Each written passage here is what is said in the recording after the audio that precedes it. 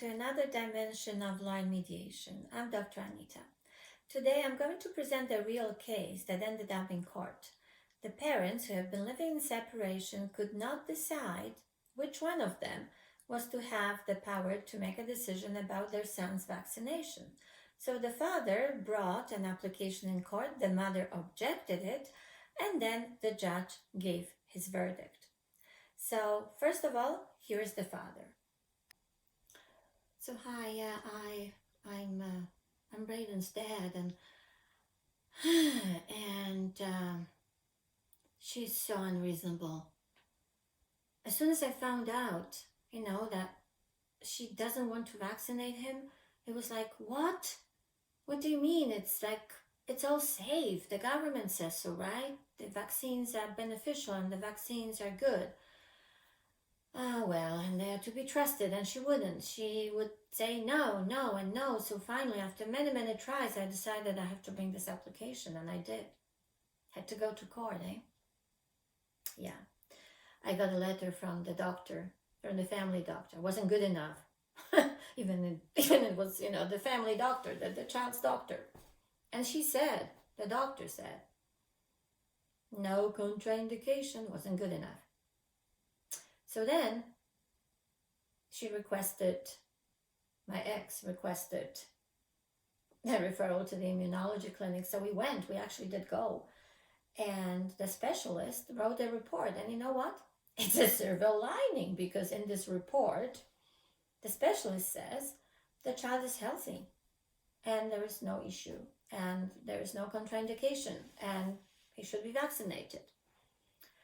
So, I also looked at some government papers and gave to the judge some information about the vaccines, that they should be beneficial and they should be safe. Hopefully that will help the judge decide the case in my favor. I really want what's best for Braden. So, that's all. I gave all of the stuff and just essentially waiting for the judgment, just hoping that it will be in Braden's best interests. That's the test, right? Best interest. What's best for the child? Okay, so we'll see. That's it. So hi, I'm Braden's mom, and my ex and I just don't get along. We never lived together. We have Braden, he's 10, I love him more than anything, and I have an agreement. We signed a parenting agreement. In it, I have actually custody. I have custody. I have the power to make decisions about Braden. So I don't know. I have to now respond to this application, go to court. Well, I put all the evidence very carefully together. I did so much research. I spent hours and hours on the internet. I looked for all of the scientific papers, anything and everything that would show all of these horrible side effects of vaccines and contraindications and all of this stuff. And I put it all together and I gave it to the judge. Oh, and also I signed an affidavit for school, so it's based on my sense of freedom of religion and freedom of choice. So Braden could go to school and not be vaccinated. So I signed that. And yeah, I hope the judge will consider that. Because really, that's really important, isn't it?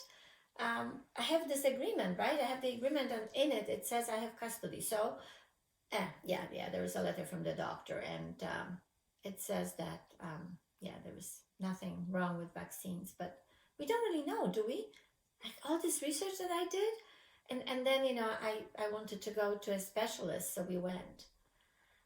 And then the specialist wrote the letter.